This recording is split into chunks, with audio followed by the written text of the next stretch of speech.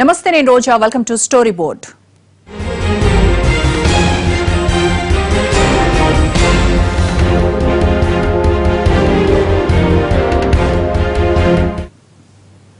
వడ్డించేవాడు మనవాడైతే పంక్తిలో ఎక్కడ కూర్చున్నా ఒక్కటే అన్న సామెత ఇప్పుడు ఏపీలో రివర్స్ అవుతోంది.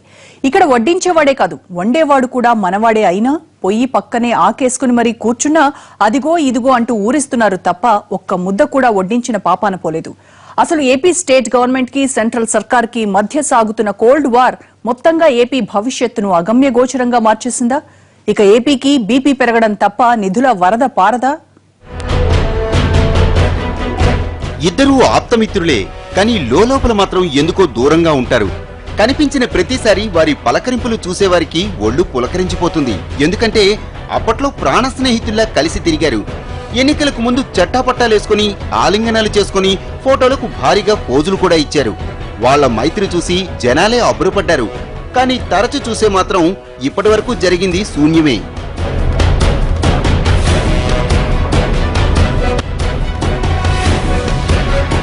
సరిగ్గా 2 ఏళ్ల క్రితం బీజేపీ టీడీపీల మైత్రిని చూసి అంతా ఇలాగే అనుకున్నారు. సార్వత్రిక ఎన్నికల్లో కేంద్రంలో కమలం వికసించి రాష్ట్రంలో సైకిల్ పీఠం అధిష్ఠించేసరికి ఇక ఏపీకి మహర్దశ పడుతుందని సంబరపడ్డారు. రాజధాని కూడా లేని నవ్యాంధ్రప్రదేశ్ రాష్ట్రానికి ప్రత్యేక హోదాతో పాటు భారీగా నిధులు, రాజధాని నిర్మాణానికి కావలసిన సాయం అన్నీ కేంద్రం నుంచి కట్టకట్టుకుని వచ్చేస్తాయని ఆశపడ్డారు. కానీ కాలం గడిచే కొద్దీ ఆ ఆశలన్నీ ఒక్కటొక్కటిగా ఆవిరైపోతూ వస్తున్నాయి.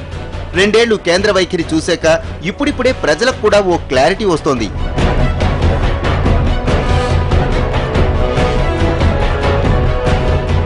అవకాశాల్ని అందిపుచ్చుకోవటమేనన్న అంతఃసూత్రాన్ని పాటించి ఎన్నికల్లో ఎనలేని మైత్రిని కనబరిచిన బీజేపీ, టీడీపీలు ఇప్పుడు మాత్రం దూరంగా జరుగుతున్నాయి.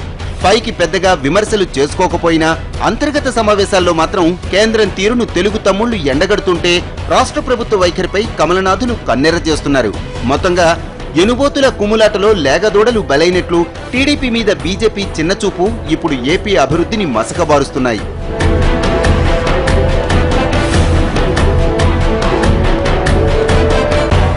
రాష్ట్ర విభజన సమయంలో ఏపీకి ప్రత్యేక హోదా వస్తుందని ఎదురు చూసిన సామాన్యుడికి ఇప్పుడు అధికారంలోకి వచ్చాక శటగోపం పెట్టారు. అప్పుడు కాంగ్రెస్ వాళ్లు కడుపు కొడితే ఇప్పుడు కమలనాథులు నోట్లో మట్టి కొట్టారు. నాడు అడ్డగోలుగా రాష్ట్రాన్ని ముక్కలు చేస్తుంటే కమలనాథులొచ్చి అభయహస్తం ఇచ్చారు. కానీ ఇప్పుడు వాళ్లే అధికారంలోకి వచ్చాక ఏపీ ప్రజలకు హ్యాండ్ ఇస్తున్నారు. సర్లే, ఎప్పటికైనా ప్రత్యేక హోదా ఇస్తారులే అని ఆశగా ఎదురు చూస్తున్న తెలుగు ప్రజలకు ఇప్పుడు అసలు సినిమా చూపిస్తున్నారు. కొండబద్దలు కొట్టినట్లు అసలు వాస్తవాన్ని పరిచయం చేస్తున్నారు. ప్రధానంగా మనకి కేంద్రం నుంచి రావాల్సింది, మనం గట్టిగా పోరాడాల్సింది, సాధించాల్సింది ఇంతవరకు సాధించుకోలేకపోయింది ఏమిటంటే పన్నుల రాయితీలు మన పరిశ్రమలకి, పెట్టుబడులకు కావాలి. నాకు అర్థమైనంత వరకు రాష్ట్ర ప్రభుత్వం నిర్దిష్టంగా దాని అడిగినట్టు కనిపించట్లేదు. రాష్ట్ర ప్రభుత్వం మాకు ఈ రాజధాని ప్రాంతంలో పన్నుల రాయితీలు ఒక మాట అంటున్నారు. ముఖ్యమంత్రి గారు స్వయంగా మాట చెప్పడం నేను విన్నాను. చాలా విచిత్రంగా ఉందన్నమాట. అయితే రాష్ట్రం మొత్తానికి అడగాలి, లేకపోతే వెనకబడ్డ జిల్లాలకు అడగాలి. అంతేగాని మాకు రాజధాని ప్రాంతానికి ఇవ్వండి అని చెప్పంటే దానిలో హేతుబద్ధత కనిపించదు, కేంద్రం నుంచి మనకు వచ్చేది లేదు. ఖచ్చితంగా మనకి ప్రత్యేక ప్రతిపత్తి కల్పించి పన్నుల రాయితీలు రాష్ట్రానికి ఇస్తామని ప్రకటించారు. దానికి ఆ ప్రకటించేమని గట్టిగా ఆ అంశాన్ని లేవనెత్తిందే లోక్సత్తా అన్నాడు. నిజానికి సార్వత్రిక ఎన్నికల్లో బీజేపీ, టీడీపీలు రెండు కేంద్ర రాష్ట్రాల్లో అధికార పీఠాన్ని అధిష్ఠించేసరికి అంతా సంబరపడ్డారు. 2 సహచర పార్టీలు కాబట్టి, ఎప్పటినుంచో గాఢ రాజకీయ బంధం ఉన్న పార్టీలు కాబట్టి ఇక ఏపీకి నిధులకు ఏం డోకా లేదు అనుకున్నారు. పైగా విభజన విషయంలో ఏపీ తీవ్రంగా నష్టపోయింది కాబట్టి బీజేపీ కూడా సానుభూతితో వ్యవహరిస్తుంది అనుకున్నారు. కానీ ఆ రెండింటి విషయంలో కేంద్రం హ్యాండ్ ఇచ్చేస్తూనే ఉంది. కేంద్రంలో అధికారంలో ఉన్న ఎన్డీఏ, టీడీపీ కూడా భాగస్వామి పార్టీయే అయినా కేంద్రం నుంచి అవసరమైన నిధులు రాబట్టుకోవటంలో పూర్తిగా సక్సెస్ అవ్వడం లేదు. ఇక కమలనాథులు కూడా ఏపీ మీద అడపాదడపా చిరుబురులాడుతూనే ఉన్నారు.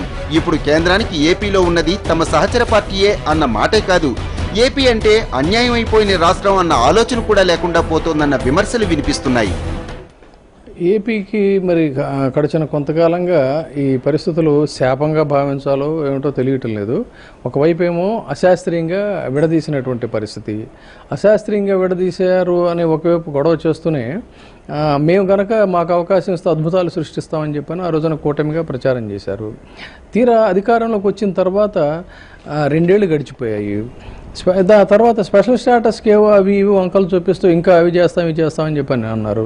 సాక్షాత్తు పార్లమెంట్లో కేంద్ర మంత్రి గారు అంకెల గారడే అద్భుతంగా ఆయన రిథమిక్గా బ్రహ్మాండమైనటువంటి రైమ్స్తో అంచపరాశలతో హడావుడిగా చకచకా చెప్పారు. కానీ వాస్తవ రూపానికి వచ్చినట్టయితే ఇవన్నీ కూడా చాలా చిన్న చిన్న అంశాలుగా కనిపిస్తున్నాయి తప్ప ప్రాక్టికల్గా అక్కడ లాభం జరుగుతున్నటువంటి పరిస్థితి లేదు. అసలు బీజేపీ ఎందుకిలా చిన్న చూపు చూస్తోందో రాష్ట్ర నేతలకు అర్థం కావటం లేదు. పైకి మాత్రం ఎప్పుడు చూసినా ఏపీని ఆదుకుంటామంటూ గుండెలు బాదుకుంటారు. కానీ ఒక్కసారి కూడా ఆదుకునే దిశగా అడుగులేసిన పాపన పోలేదు. మొత్తంగా గడిచిన 2 ఏళ్లలో ఏపీపై బీజేపీ వైఖరి పూర్తి స్థాయిలో అర్థమవుతోంది. అయితే అసలు కారణం మాత్రం తెలుగు తమ్ముళ్లకు అంతు చిక్కడం లేదు.